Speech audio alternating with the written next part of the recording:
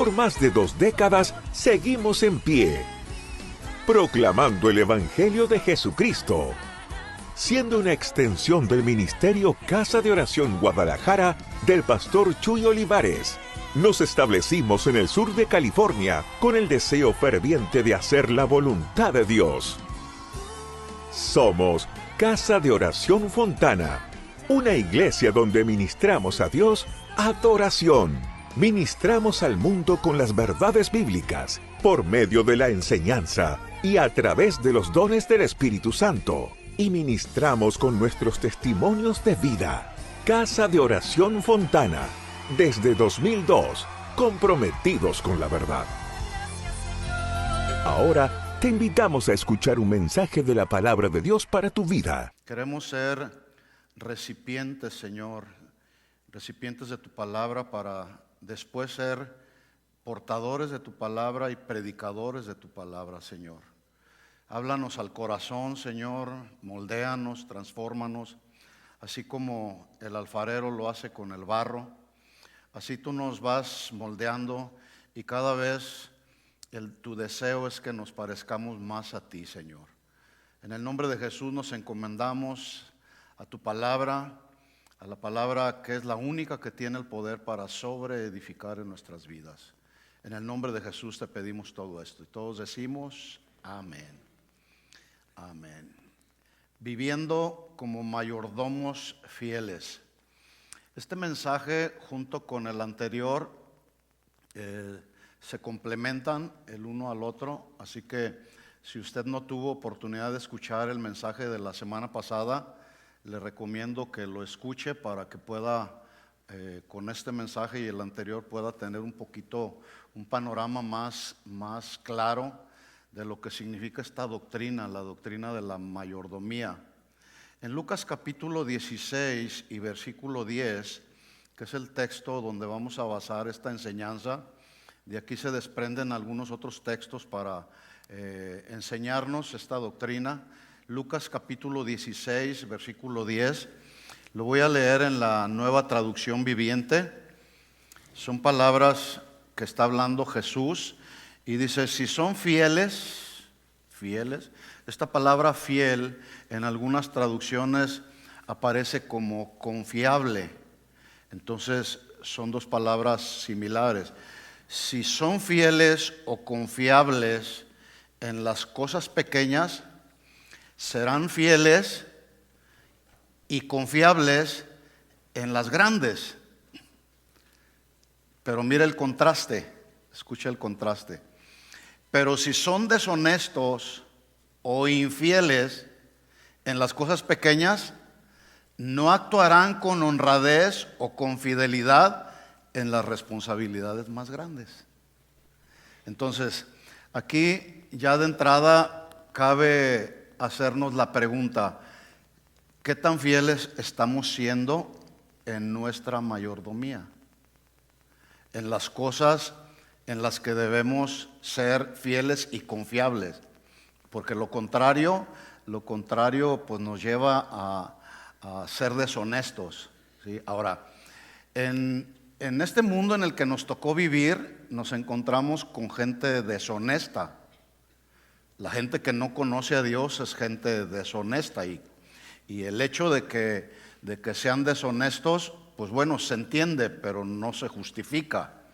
Pero un cristiano deshonesto, eso sí está grave, ¿verdad? Entonces, el término mayordomo, lo dijimos la semana pasada, también se puede entender como administrador. De hecho, en algunas versiones de la Biblia, como la Reina Valera que usamos, usted puede encontrar esta palabra mayordomo como administrador.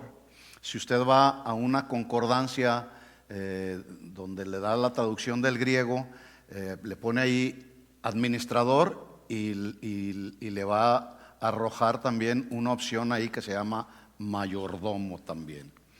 Tanto el mayordomo como el administrador son personas a cuyo cuidado se les ha encomendado algo por un periodo de tiempo hasta que llega el momento de rendir cuentas. ¿Qué significa esto?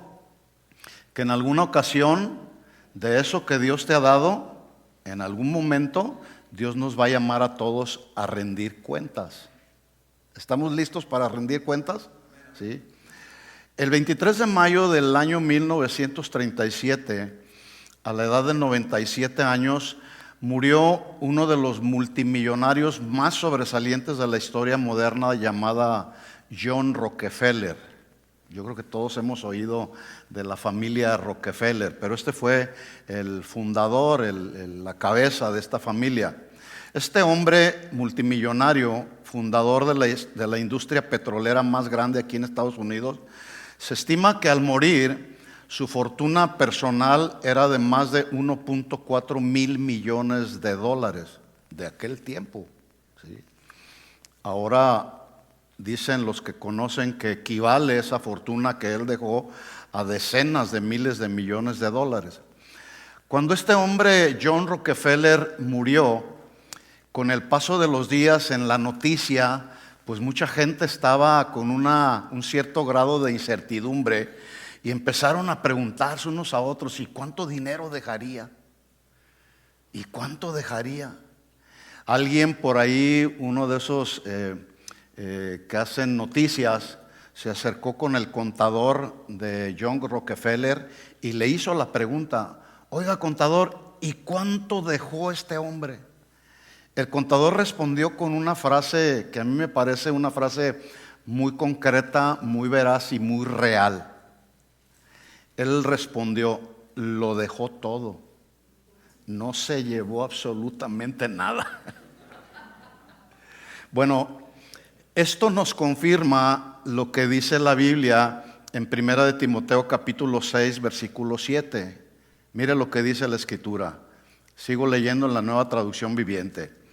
1 de Timoteo 6, 7. Ahí está en la pantalla. Después de todo, no trajimos nada cuando venimos a este mundo. ¿Quién trajo algo cuando nació? Usted va a un hospital, ahí al departamento de maternidad, y cuando sale el bebé sale sin nada, desnudito completamente, ¿sí? No trajimos, venimos a este mundo y no trajimos nada. Pero mire lo que dice la segunda parte: ni tampoco podremos llevarnos nada cuando lo dejemos este mundo. Este hombre, con toda su fortuna, no se llevó absolutamente nada. Por lo tanto, ni tú ni yo nos vamos a llevar nada. ¿Por qué? Porque todo lo que tenemos, tu casa, si tienes dinero en el banco, tus habilidades, el oficio que desarrollas, tu tiempo, tus hijos, tu esposa. Yo, con mis 10 nietos que tengo, no me voy a llevar a ninguno, ¿sí? ¿Por qué? Porque todo eso no nos pertenece para siempre, porque todo es temporal. ¿Cómo es todo? Todo es temporal. Así que no nos aferremos a las cosas de este mundo, mis hermanos. Dios simplemente nos ha confiado eso que tienes, todo lo que puedas tener, de lo que yo mencioné y algunas otras cosas. Dios nos los ha confiado por un periodo de tiempo. Por eso la pregunta importante no es cuánto tenemos, sino más bien qué estamos haciendo con lo que tenemos, ¿sí?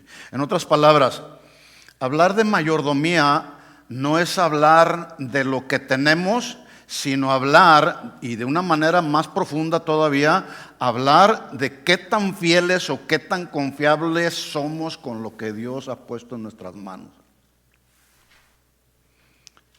Tus hijos no son tuyos, Dios los puso ahí en tus manos, ¿verdad? Herencia de Jehová son los hijos. ¿Qué tenemos que hacer con los hijos? Bueno, tenemos que administrar como mayordomos, tenemos que administrar bien su educación. Y no nomás su educación que tiene que ver con la escuela, sino la educación espiritual, que es mucho más importante. Porque como matrimonios cristianos, ¿qué huella estaremos dejando para nuestros hijos? Como es el lema de nuestro retiro de matrimonios. Entonces, Hablar de mayordomía es hablar de qué tan confiables estamos siendo hasta el día de hoy con lo que Dios ha puesto en tus manos. ¿Sí? La semana pasada aprendimos que Dios es el dueño de todo y nosotros somos solamente administradores. Esto, mis hermanos, nos tiene que quedar muy bien claro en la mente y en el corazón. Porque a lo mejor tú podrás decir, es que esto que tengo yo lo gané con el sudor de mi frente. Sí, pero ¿quién te dio la fuerza para trabajar? ¿Quién te da la salud? ¿Quién te da la habilidad? ¿Quién nos da todo? Acuérdense, ya hablamos, todo lo que tenemos es por su gracia. ¿Por qué es? Por su gracia.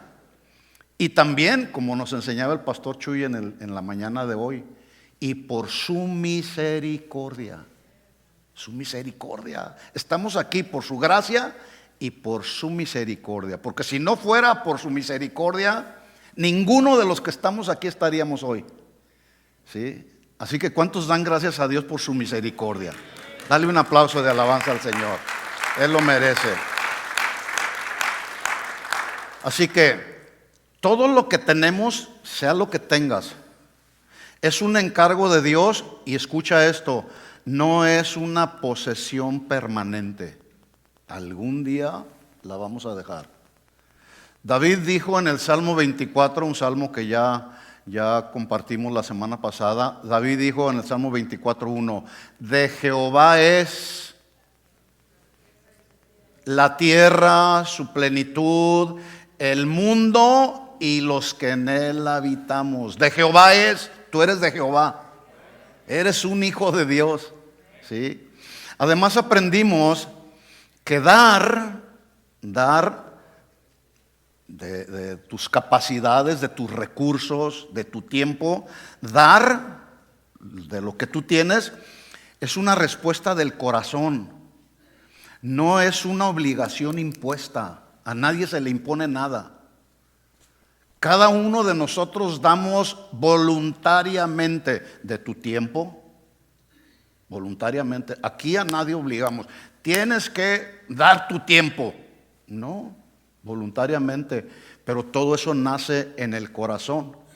Finalmente, la semana pasada también aprendimos que la generosidad de todos, en todos los sentidos, sostiene la misión.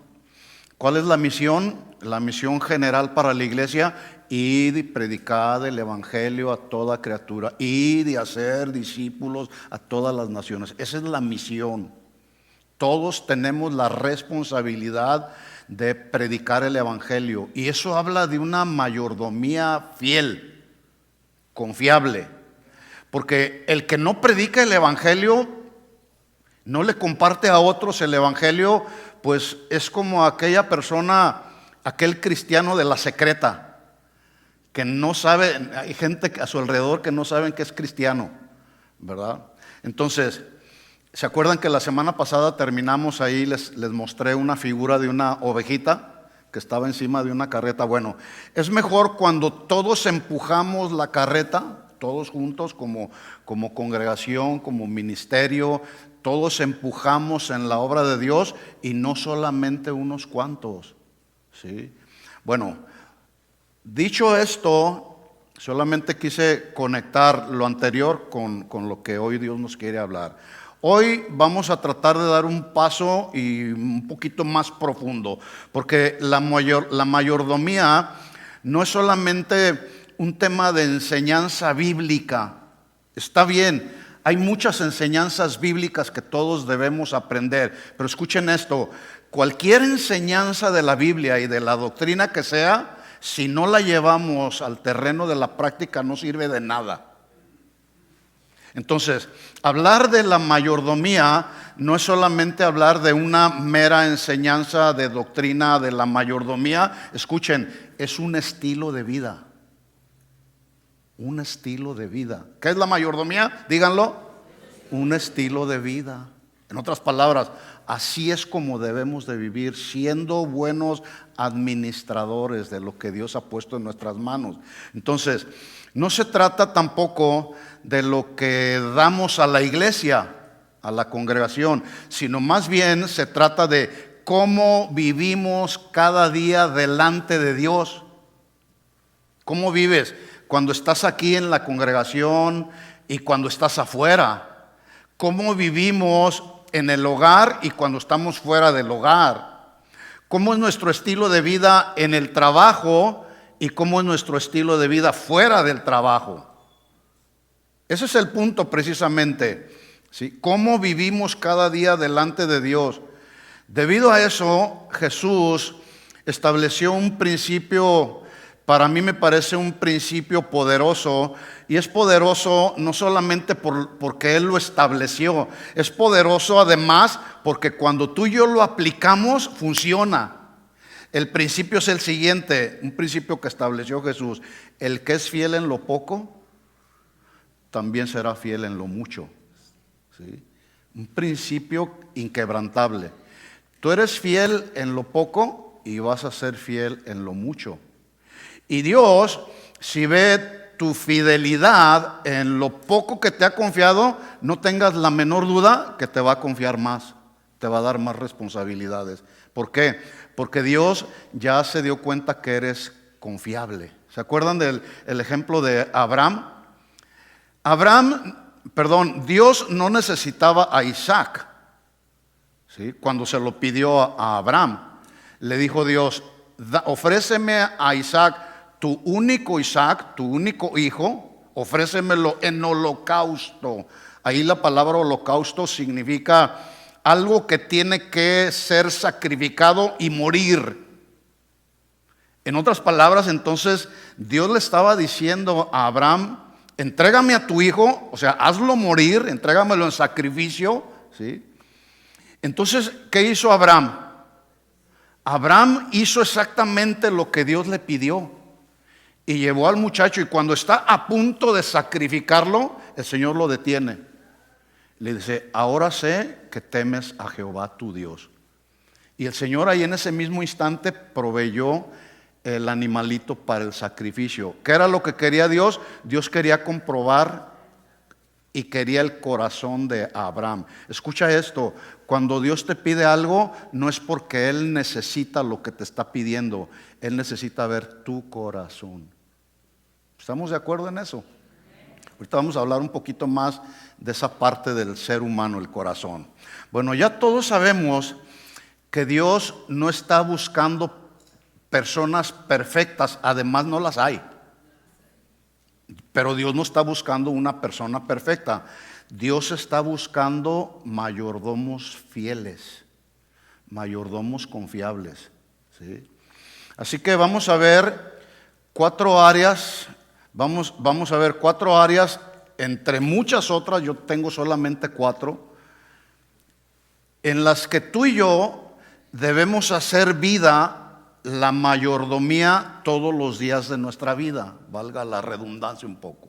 4 áreas muy importantes donde tú y yo necesitamos ser mayordomos cada día, o hacer de estas 4 áreas una mayordomía como parte del estilo de nuestra vida, ¿sí? Que se pueda ver cada día en nuestra vida. Número 1, la mayordomía comienza en el corazón.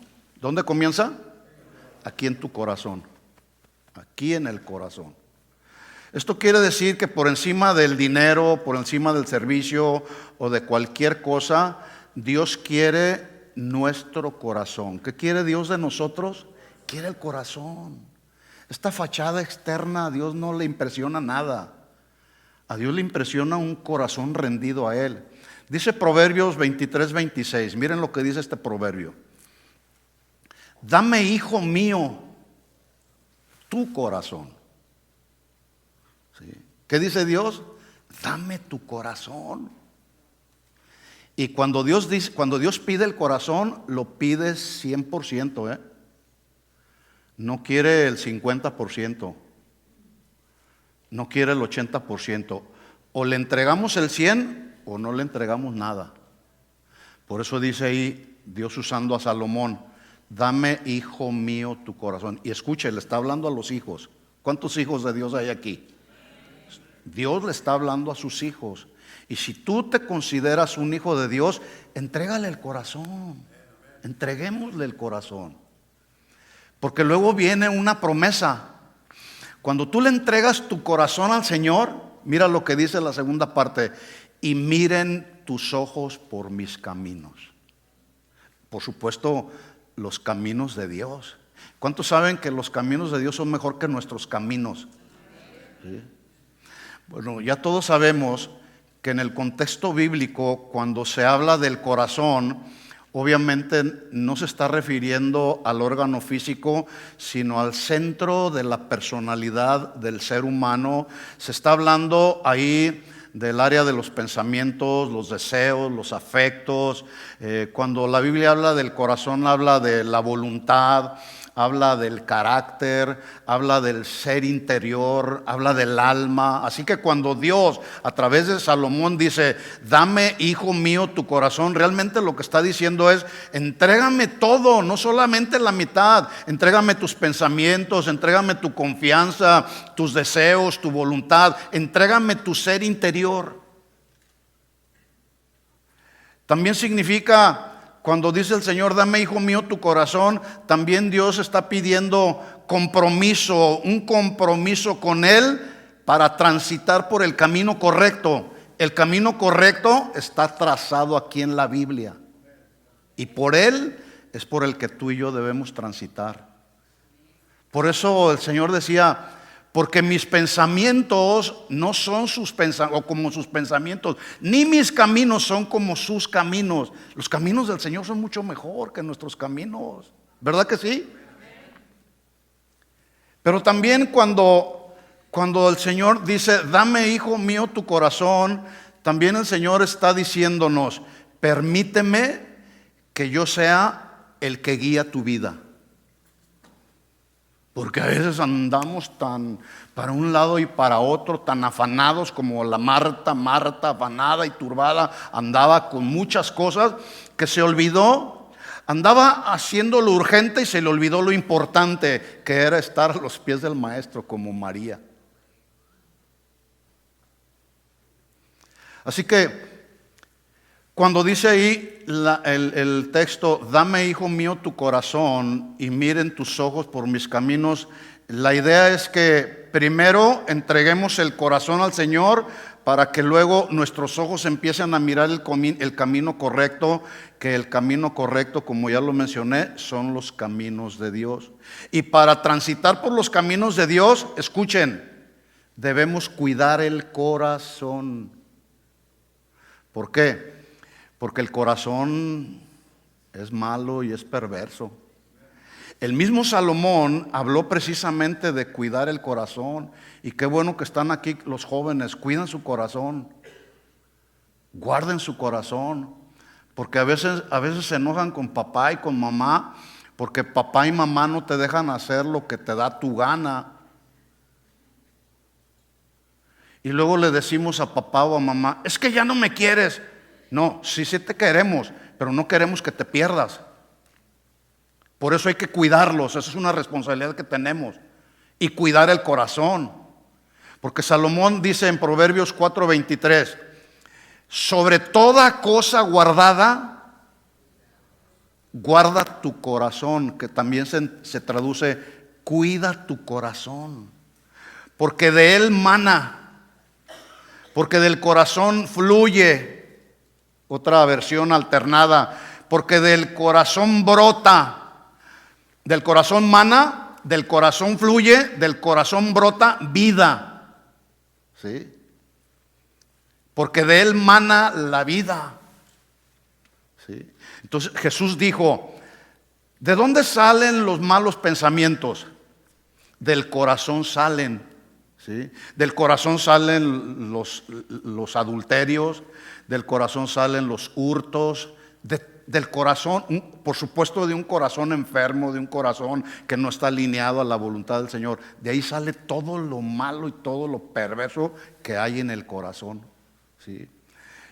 Jeremías capítulo 17, versículo 9 nos confirma esto que acabo de mencionar.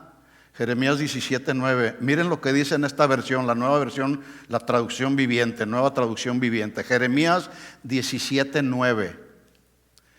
El corazón humano es lo más engañoso que hay. ¿Sí o no? Por eso no es bueno decir, haz lo que tu corazón te esté dictando, porque es lo más engañoso que hay. Y luego añade diciendo, y extremadamente perverso. Extremadamente perverso. ¿Quién realmente sabe qué tan malo es? Versículo 10. Pero yo, el Señor, investigo todos los corazones, todos.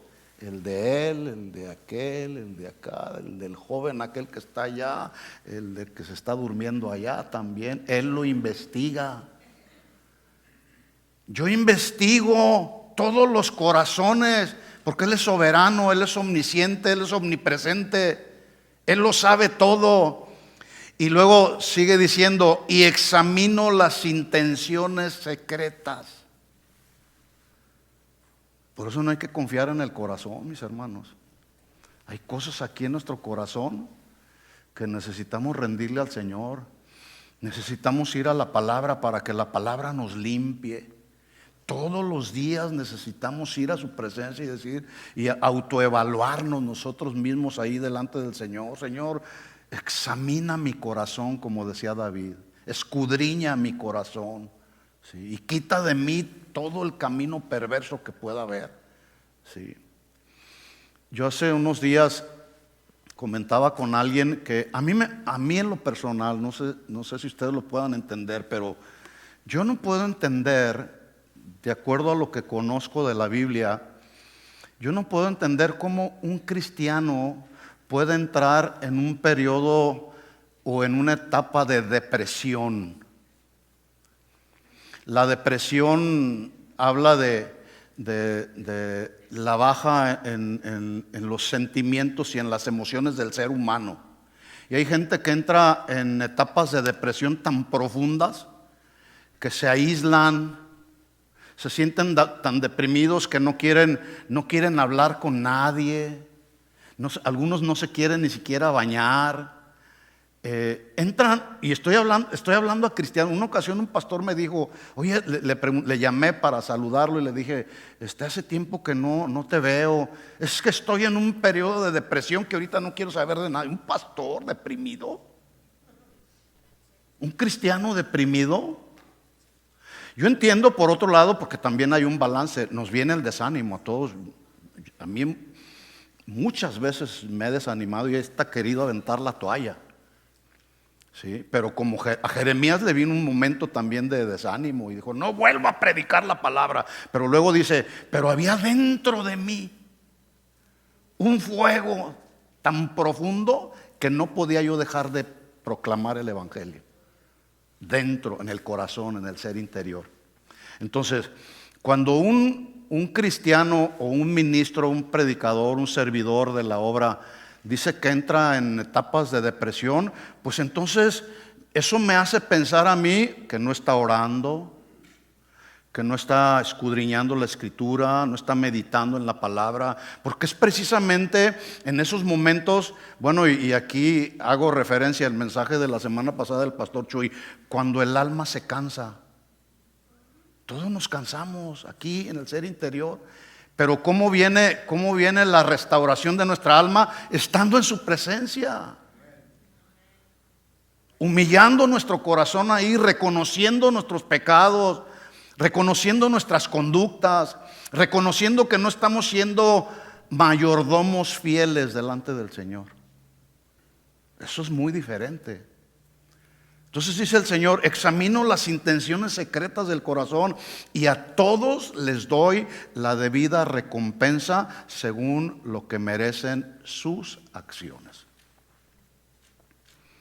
Ahora, si el corazón está lejos, incluso de los asuntos espirituales, escuchen esto, es muy peligroso. Cuando el corazón se empieza a alejar de las cosas espirituales, llámese orar, escudriñar la escritura, servir al Señor, todas esas cosas son asuntos espirituales. Congregarse son asuntos espirituales.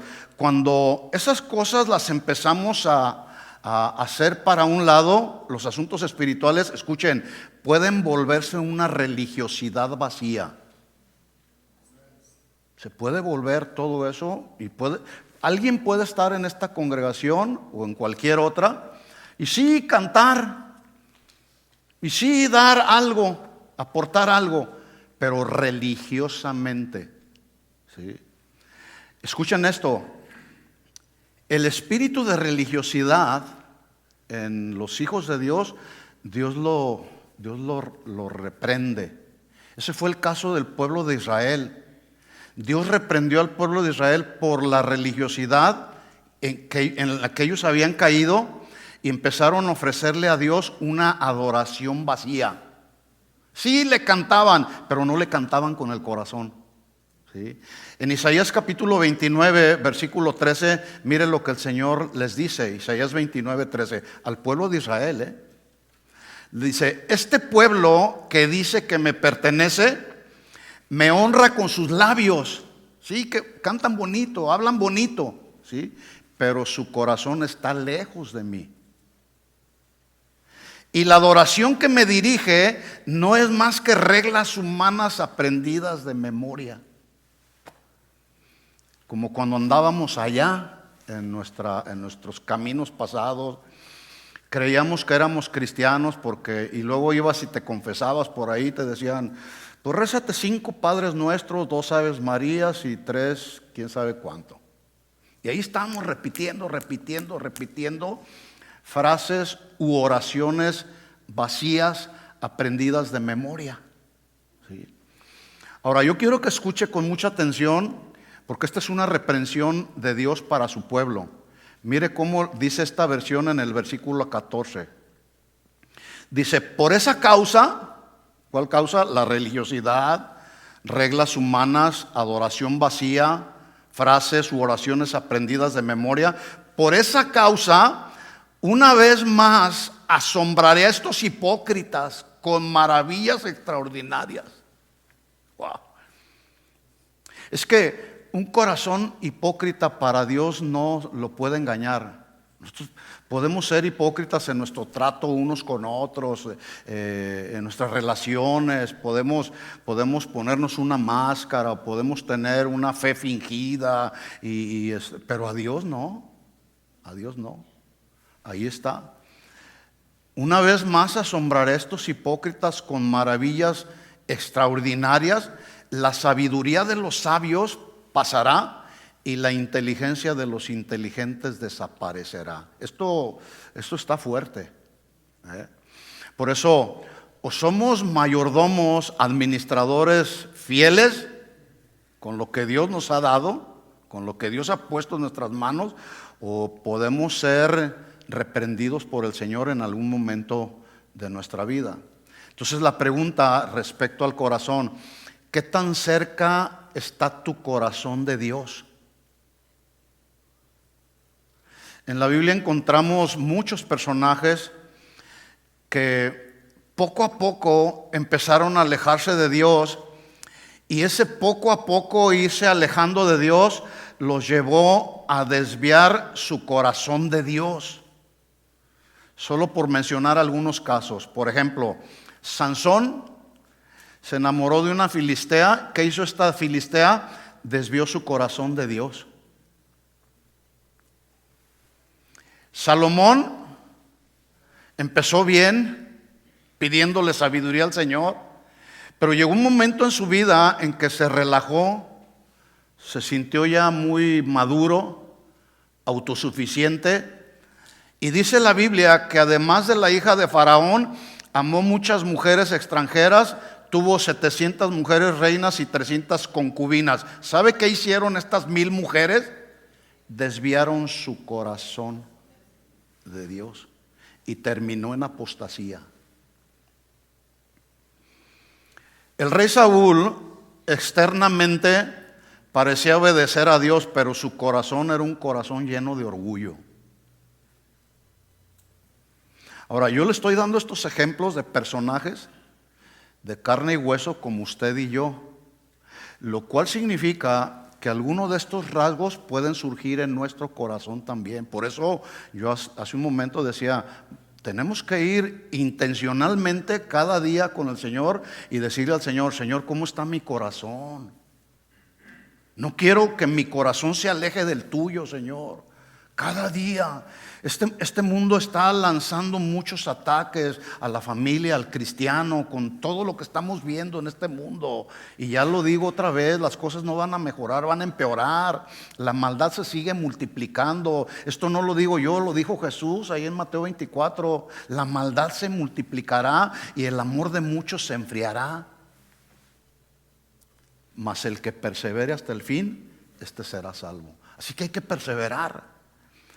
Ahí en Primera de Samuel capítulo 13, hablando de Saúl, dice la Biblia que Saúl debería de esperar al profeta Samuel, que era el sacerdote, para ofrecer el sacrificio antes de ellos ir a la batalla contra los filisteos.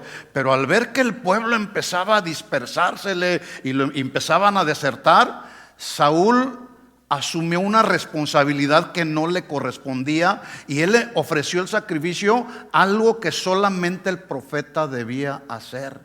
Miren la historia, Primera de Samuel capítulo 13, versículo 10. Sigo leyendo la Nueva Traducción Viviente. Primera de Samuel 13, 10.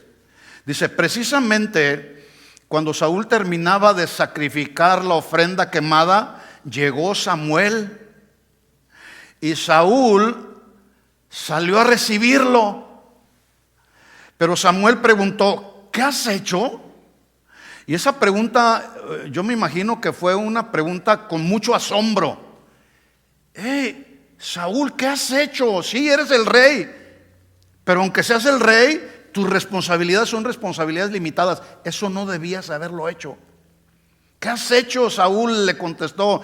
Dice Saúl, vi que mis hombres me abandonaban y que tú no llegabas cuando prometiste y que los filisteos ya estaban en Micmas listos para la batalla. Así que dije, los filisteos están listos para marchar contra nosotros en Gilgal y yo ni siquiera he pedido ayuda del Señor, de manera que me vi obligado a ofrecer yo mismo la ofrenda quemada antes de que tú llegaras.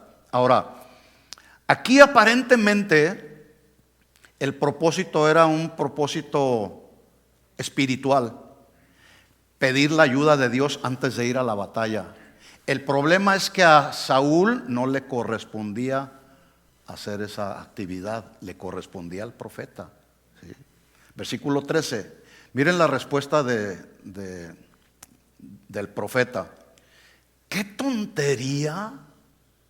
En la Reina Valera se lee, locamente has hecho, tontería, o ¿qué tontería has hecho? O locamente has hecho, dijo Samuel. No obedeciste al mandato que te dio el Señor tu Dios. Si lo hubieras obedecido, el Señor había establecido tu reinado sobre Israel para siempre. Pero ahora tu reino tiene que terminar porque el Señor ha buscado un hombre conforme a su propio corazón. El Señor ya lo ha nombrado para ser líder de su pueblo porque tú no obedeciste el mandato del Señor. Escuchen esto, mis hermanos, y aquí podemos aplicar, porque de eso se trata. Este ejemplo de Saúl en este episodio nos deja ver que cuando el corazón se aleja de Dios, hacemos tonterías y locuras. ¿Sí o no? Sí. Hacemos tonterías y locuras. Ahí en esas dos palabras usted puede ponerle lo que quiera. ¿Sí?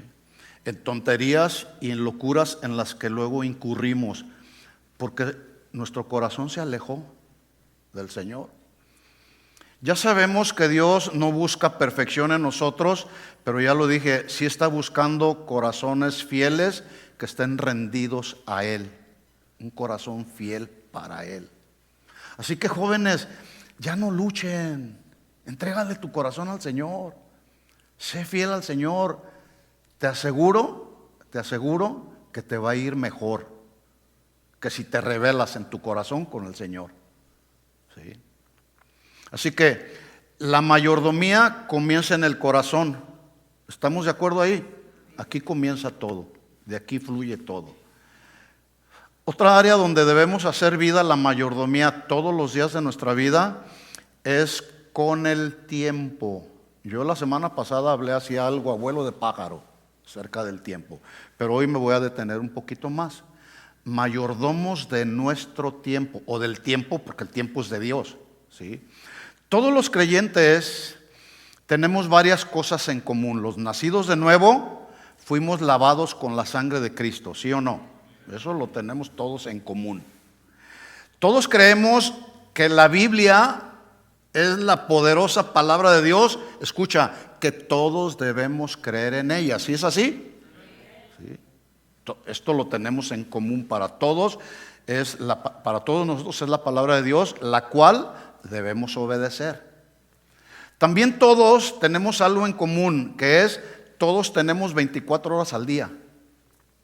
La diferencia entre unos y otros está en cómo unos administran el tiempo en relación a cómo otros administran el tiempo. Pero todos tenemos 24 horas al día, ¿verdad que sí?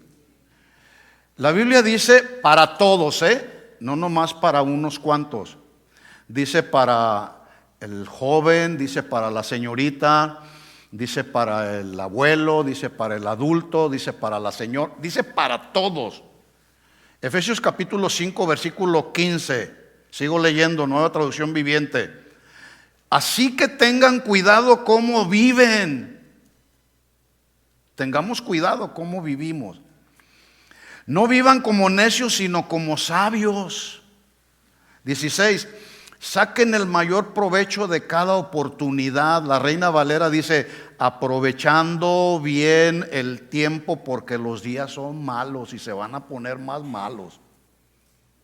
17. No actúen sin pensar, más bien procuren entender lo que el Señor quiere que hagan. Por eso tenemos que ir a su presencia y decir, Señor, ¿qué quieres que haga? No decir, voy a hacer esto, voy a hacer esto otro, voy a ir para acá, voy a decidir esto. No, Señor, ¿cuál es tu voluntad? ¿Verdad? Estamos hablando de la mayordomía del tiempo. Y si tú aprovechas bien el tiempo, es porque de aquí de tu corazón está la buena intención de aprovechar bien tu tiempo, no de malgastarlo. Este verbo aprovechar significa usar bien. También significa usarlo sabiamente, aprovechar bien el tiempo, usar sabiamente el tiempo que Dios nos ha dado. Porque cuánto tiempo perdemos en muchas cosas que no tienen nada de valor. Por ejemplo, durante el ministerio terrenal de Jesús, escuchen, multitudes lo buscaban. Multitudes necesitaban sanidad no solamente del alma, sino del cuerpo. ¿Los sanó a todos Jesús? No. Sí. Los discípulos que andaban con Jesús necesitaban ser enseñados. Un discípulo es alguien que es enseñado, ¿verdad? Sin embargo, dice Marcos 1:35 que levantándose muy de mañana, siendo aún muy oscuro, salió y se fue a un lugar desierto. ¿Y ahí qué? Y ahí oraba. Hermanos, en la cuestión de nuestro tiempo necesitamos tener bien claras nuestras prioridades. Porque podemos ser muy fácilmente engañados poniendo por delante cosas, como ya lo mencioné, que son urgentes y dejamos las que son importantes. Yo pregunto, ¿será importante todos los días conectarnos con el Señor? A través de la oración, a través de la palabra de Dios. ¿Será importante, sí o no? ¿Y por qué a veces no lo hacemos? ¿Por qué a veces no nos conectamos con el Señor? Porque andamos como Marta, de aquí para allá, haciendo una cosa, haciendo otra. Es que tengo que trabajar. Sí, todos tenemos que trabajar. Sí. Así que Jesús no solamente oraba, hacía lo importante para luego atender lo que era urgente. Y aún así no pudo atender a todos. Ahora yo pregunto, ¿tú crees que Jesús necesitaba ese tiempo con el Padre, sí o no? ¿Sí o no? Sí. Sí lo necesitaba, por eso lo practicaba. Ahora, si Jesús necesitaba ese tiempo con el Padre, ¿tú crees que nosotros lo necesitamos también, sí o no? Obviamente. Obviamente que sí. Ahora, y aquí aplicamos. ¿Saben por qué el corazón de muchos creyentes se va enfriando y luego se va alejando de Dios? Porque dicen o argumentan, así lo pongo entre comillas, no tengo tiempo para orar, no tengo tiempo para estar con el Señor.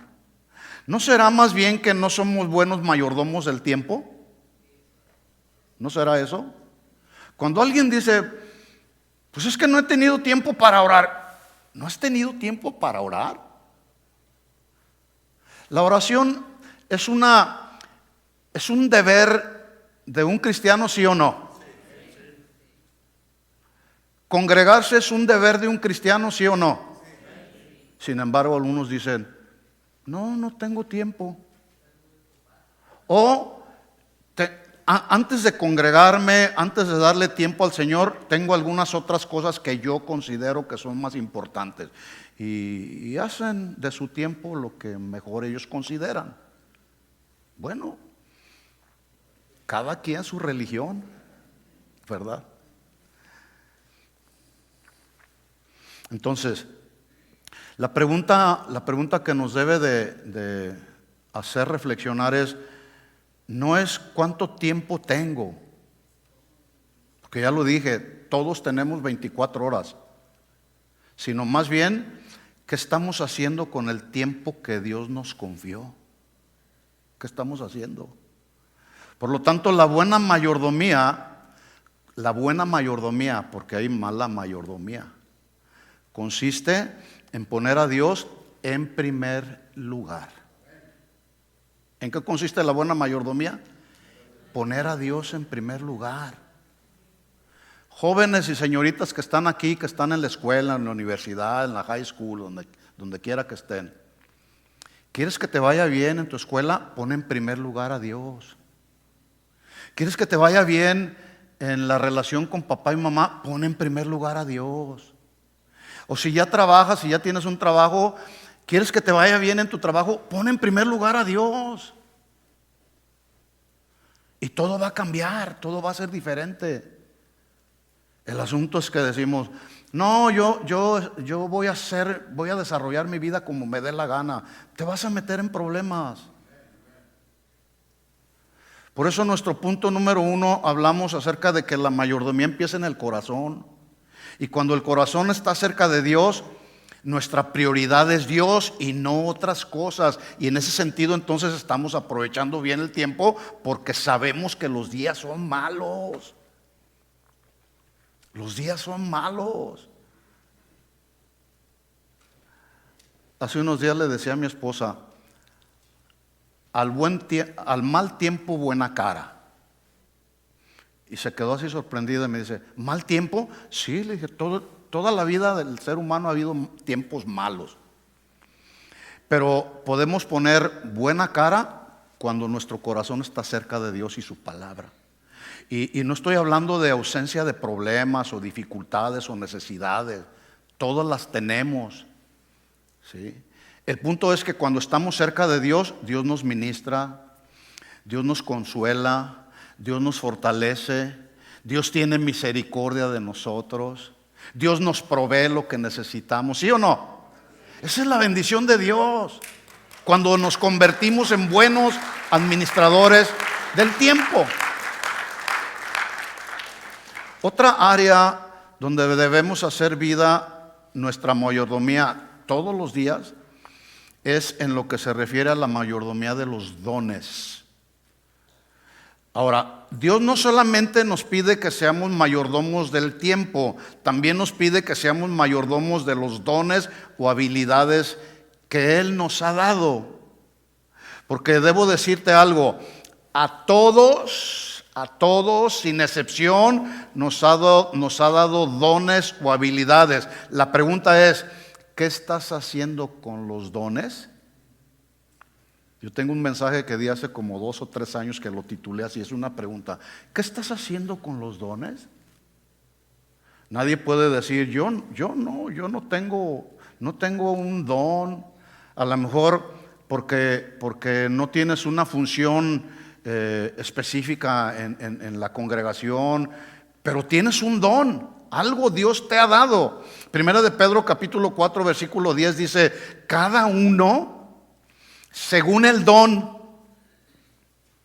No dice, cada uno si tienes un don, según el don que ha recibido, ministrelo a los otros como buenos administradores. Ahí está mayordomo. Como buenos administradores de la multiforme gracia de Dios. Si alguno habla, hable conforme a las palabras de Dios.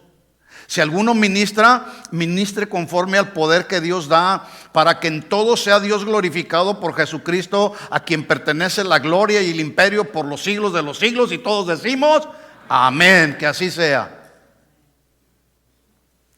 Escucha esto, tú no puedes decir yo no.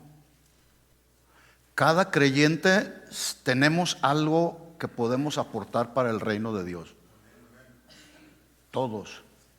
Pablo hizo una metáfora cuando enseñó que la iglesia es como el cuerpo humano. No voy a leer todo el pasaje, pero para abreviar el tiempo, pero voy a leer algunos versículos. 1 Corintios capítulo 12, versículo 14. 1 Corintios 12, 14 dice así. Así es, dice Pablo, el cuerpo consta de muchas partes diferentes, no de una sola parte. Si el pie dijera, no formo parte del cuerpo porque no soy mano, no por eso dejaría de ser parte del cuerpo. Y si la oreja dijera, no formo parte del cuerpo porque no soy ojo, ¿dejaría por eso de ser parte del cuerpo? ¿Cuál es la respuesta? No. 17. Si todo el cuerpo fuera ojo, imagínense, todos puro ojo, 20 ojos aquí en la cara. No. Si todo el cuerpo fuera ojo, ¿cómo podríamos oír? O si todo el cuerpo fuera oreja, ¿cómo podríamos oler? Pero nuestro cuerpo tiene muchas partes y Dios ha puesto cada parte justamente donde Él quiere. Justamente porque Él sí sabe. Él sabe cuál es tu lugar. No andes buscando un lugar que Dios no te ha dado. Deja que Dios te establezca en el lugar que Él quiere. ¿Alcanzan a ver cómo todos, como el cuerpo de Cristo, somos necesarios? La persona que tienes ahí a tu lado es necesaria. El que tienes en la parte de atrás también es necesario. Tú no puedes decir, a este sí y a este no. No, todos somos necesarios. Tú no puedes decir, yo no tengo nada que aportar. ¿O sí lo dices? Todos tenemos algo que aportar, ¿sí o no? Les voy a contar una historia que escuché por ahí hace tiempo, historia de la vida real.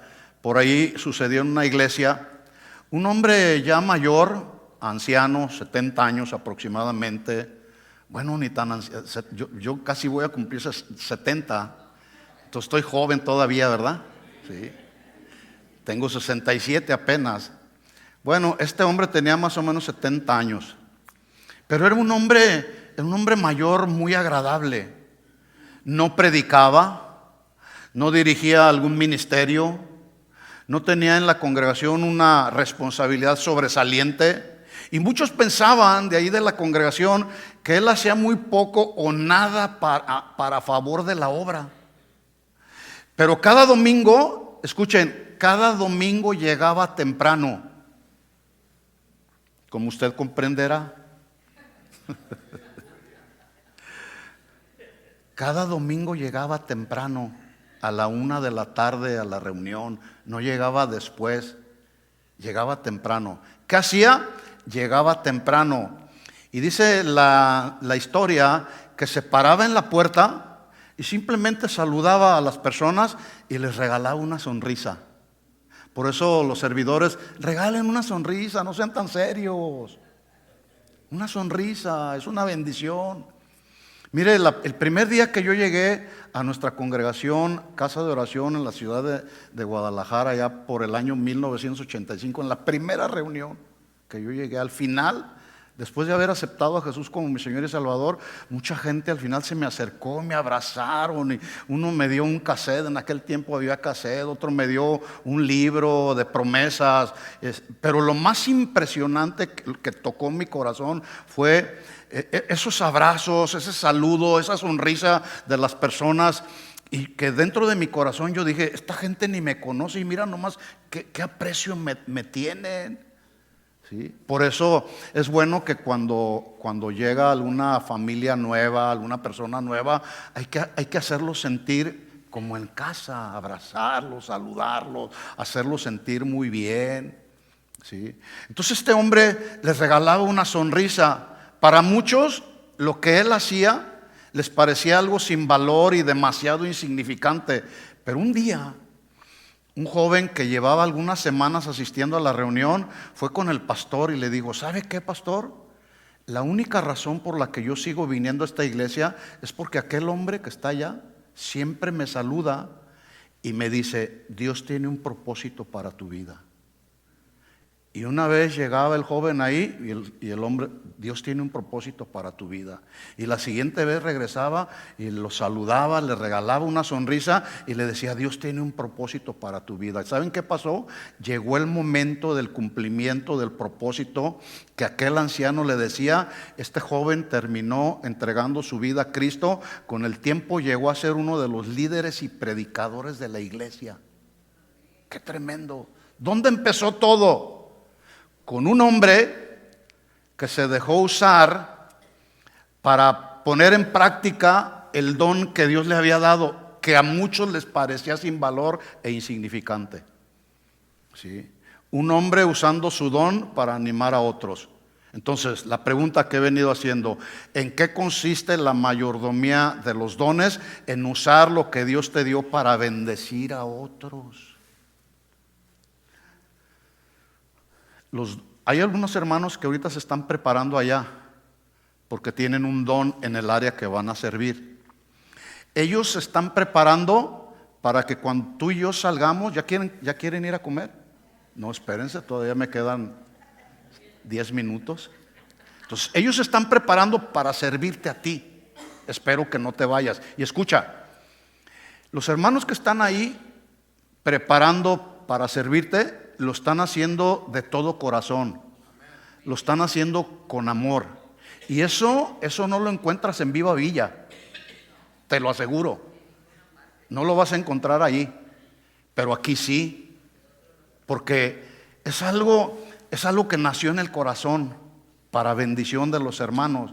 Finalmente, otra área donde debemos hacer vida la mayordomía todos los días es lo que yo llamo como la mayordomía de la influencia. ¿Qué significa esta mayordomía de la influencia? Bueno, la mayordomía de la influencia en nuestro contexto cristiano tiene la idea de que la buena influencia, y tengo que decirlo así porque a nuestro alrededor hay muchos que quieren ejercer una mala influencia, cuídate de ellos. Hay buena influencia y hay mala influencia. La mayordomía de la influencia en el contexto del servicio cristiano nos da la idea de que la buena influencia que una persona tiene sobre otros es un recurso que Dios nos ha confiado para administrarlo responsablemente, influir en otros. Así como la Biblia habla de administrar el tiempo, de administrar el dinero, de administrar los dones, también enseña que nuestra capacidad de influir en otros debe de ser para guiar a otros hacia el bien, para guiar a otros hacia el crecimiento espiritual, para edificar a otros cuando lo necesitan, para alentar al que está débil, y que todo esto glorifique a Dios. Pablo dijo a los Corintios, 1 Corintios 11:1, ustedes deberían de imitarme a mí así como yo imito a Cristo.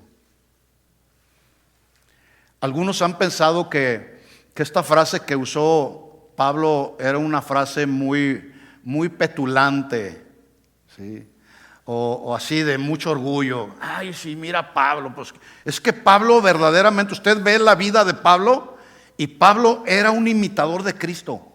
Y se atrevió a decir, imítenme a mí, porque yo estoy imitando a Cristo. Es decir, si el ejemplo que yo les estoy dando les es una bendición, qué bueno, pero la gloria es para Cristo porque yo imito a Cristo. Sí. Hay quienes luego dicen, yo no tengo mucha influencia sobre nadie, pero debo decirles que todos, sin excepción, todos influimos en alguien de alguna manera. Todos. Le voy a poner ejemplos. Por ejemplo, un padre cristiano y uno que no es cristiano tienen la capacidad de influir para bien o para mal. ¿Sí o no? Influye sobre la esposa, influye sobre los hijos, pero al final de cuentas hay una influencia, ¿verdad que sí? Los hijos, el que es más grande, influye sobre los más chicos, sobre los más pequeños. Por eso hay que cuidar que tu influencia sobre tus hermanos más pequeños sea una buena influencia. Una madre cristiana hace una buena influencia no solamente sobre sus hijos, sino hace una buena influencia también con algunas de las hermanas de la congregación. Por eso es que en Tito 2, Tito escribe inspirado por el Espíritu Santo hablando de las mujeres con una capacidad para influir. Y todas las mujeres hacen una influencia. El asunto es qué clase de influencia es, buena o mala. Mire lo que dice Tito 2:3. Las ancianas, no se está refiriendo a una señora viejita de 90 años, no. Se está refiriendo a una mujer madura que ha alcanzado un buen nivel de madurez cristiana. Y según los comentaristas habla de una mujer que ha alcanzado la edad más o menos de 50, 60 años de edad, que ya alcanzó una buena madurez cristiana. Dice, las ancianas asimismo sean reverentes en su porte. Reverencia, que tu vestuario honre a Dios, no que tu vestuario deshonre a Dios. ¿Sí? Es que es la moda. La moda, el hecho de que sea la moda no significa que porque es la moda honra a Dios. ¿Sí? De esto ya he dicho yo muchas cosas y luego se enojan. Las ancianas sean reverentes en su porte. Escuchen lo que dice a continuación: no calumniadoras, no esclavas del vino. Y escuchen a continuación cómo dice: maestras del bien. ¿Qué hace una maestra? ¿Qué hace? Qué tremenda revelación. Una maestra enseña. Tremenda revelación, ¿verdad? Bueno, el asunto es qué está enseñando. Ese es el punto. ¿Sí? Versículo 4. Aquí viene lo que debe de enseñar una maestra del bien. Que enseñen a las mujeres jóvenes a amar al marido. ¿Por qué dice a las mujeres jóvenes amar al marido? Porque regularmente en las primeras etapas del matrimonio pues está la etapa del ajuste, y esos ajustes crean conflictos y roces. Entonces, ¿qué hace una maestra? Ama a tu esposo, ora por él, sé paciente con él, porque puede ser luego lo contrario. Hay maestras que le dicen, pues hazle tú lo mismo para que sienta lo que tú estás sintiendo. Esa es maestra del mal. Eso no lo aprendan. ¿Sí? A las mujeres jóvenes amar a sus maridos y amar a sus hijos.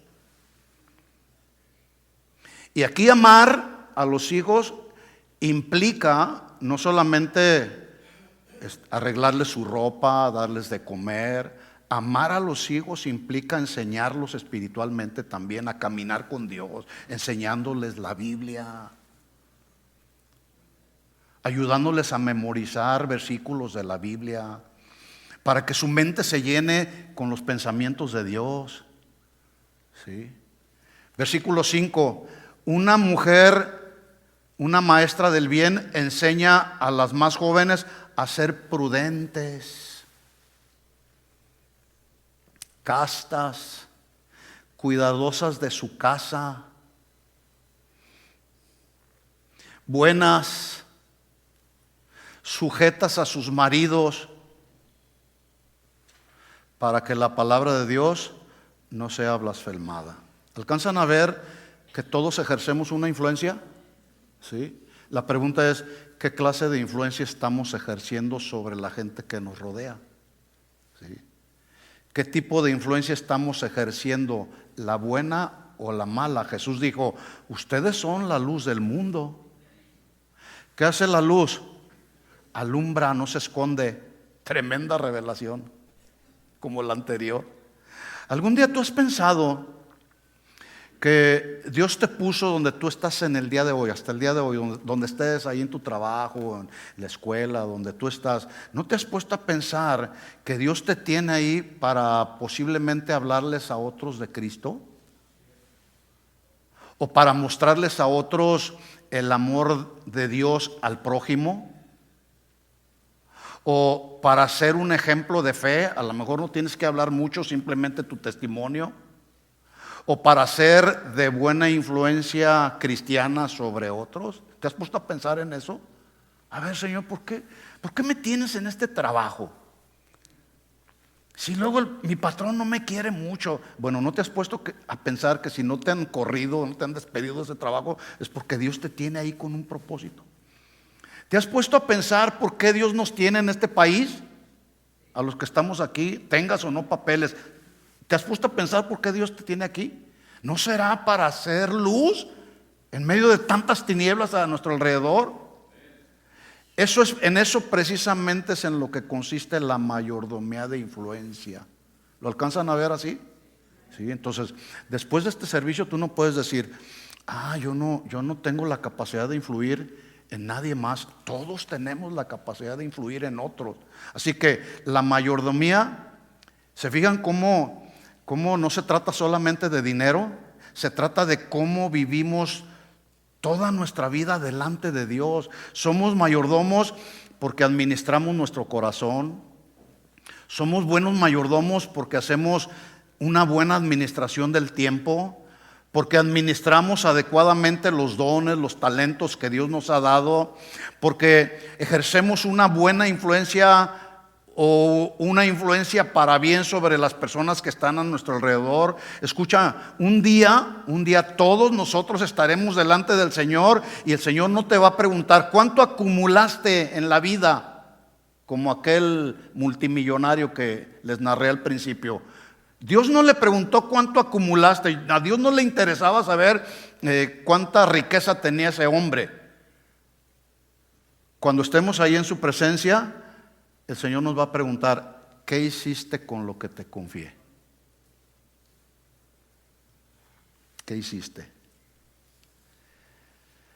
Dios conoce la vida de todos.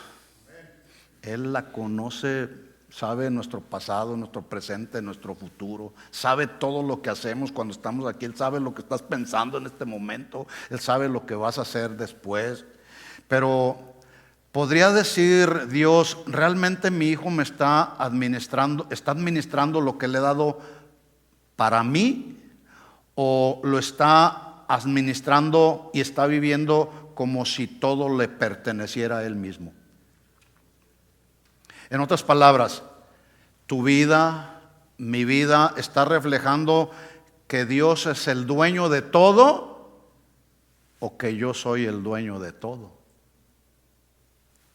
Cuando Jesús les contó la parábola de los talentos en Mateo 25, a los dos siervos fieles, al que le dio 5 talentos y al que le dio 2, a los dos les dijo, bien hecho, mi buen siervo fiel. Has sido fiel en administrar esta pequeña cantidad, así que ahora te daré muchas más responsabilidades. Ven a celebrar conmigo. Bien, buen siervo y fiel, dice la Reina Valera. En lo poco has sido fiel, en lo mucho te pondré. Entra en el gozo de tu Señor. Escucha, un día, esta debe de ser nuestra expectativa, que un día, cuando tengamos que rendirle cuentas al Señor, el Señor nos pueda decir finalmente estas mismas palabras. Bien, muy bien, administraste bien, José. Administraste bien. Fuiste fiel en lo poco. Te voy a poner con mayor responsabilidad. Ahora entra en el gozo de tu Señor. Yo quisiera escuchar esas palabras. ¿Sí? Bueno, Aquí tenemos que ser mayordomos fieles de lo que el Señor ha puesto en nuestras manos. Dios no está buscando gente rica, millonaria. No está buscando tampoco gente con muchos talentos o talentos impresionantes. Dios está buscando corazones fieles. Amén. ¿Entendió el mensaje? Vamos a orar entonces y vamos a darle una respuesta al Señor y digámosle con toda certeza y con toda seguridad: Señor, quiero ser un buen mayordomo. Es más, Señor, quiero ser un mayordomo fiel para ti, Señor. Cierra tus ojos ahí. Señor, en el nombre de Jesús, te damos gracias por tu palabra. Gracias porque, como siempre, tú nos hablas al corazón, Señor. Y la responsabilidad que tenemos ahora, Señor, no es, ya escuchamos tu mensaje, ya escuchamos tu palabra. Ahora la responsabilidad es aplicarla a nuestra vida y vivirla cada día. Compartirla con otros, Señor. No siendo oidores olvidadizos, sino hacedores de tu palabra, Señor. Esa es la responsabilidad que tenemos, Señor. Tú nos has hecho mayordomos del tiempo. Tú nos has hecho mayordomos de los dones. Tú nos has hecho mayordomos de una influencia y de muchas otras cosas más. Nos has hecho tus mayordomos. Nos has dado dones, nos has dado todo lo que tú has querido darnos para nosotros administrarlo. Por lo tanto, te pedimos que nos des también sabiduría, Señor. Y esa sabiduría también queremos administrarla para que tú seas glorificado en todo, Señor. En el nombre de Jesús, Señor, te pido por cada familia representada aquí, nuestros jóvenes, señoritas, los adultos, los padres de familia, los matrimonios, Señor. Oramos, Padre, para que podamos ser mayordomos fieles a ti, Señor. Que cada día vivamos en esa confiabilidad que tú nos has dado, Señor. En el nombre de Jesús, ayúdanos cada día, Señor. Que cada día podamos ir a tu presencia y reconocer que separados de ti nada podemos hacer, Señor. Tu bendición y tu protección divina para cada uno de mis hermanos, Señor. En el nombre de Jesús te lo pedimos. Amén. Amén. ¿Puedes darle un aplauso de alabanza a Él? Gracias, Señor. A ti sea toda la gloria, toda la honra y todo el honor siempre, Señor. Amén. Dios de proezas. Esperamos que este mensaje haya sido de bendición y edificación para tu vida. Visítanos en cualquiera de nuestras reuniones, miércoles 7 p.m. y domingos 1 p.m. Estamos en el 17244 Randall Avenue, Fontana, California.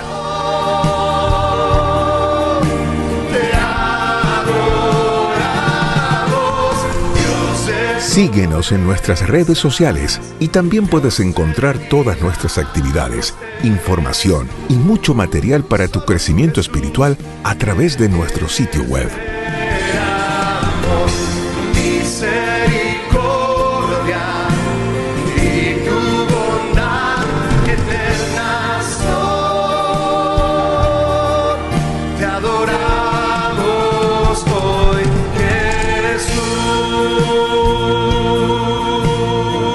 Comunícate con nosotros. Casa de Oración Fontana. Estamos para servirte. Levantamos tu nombre.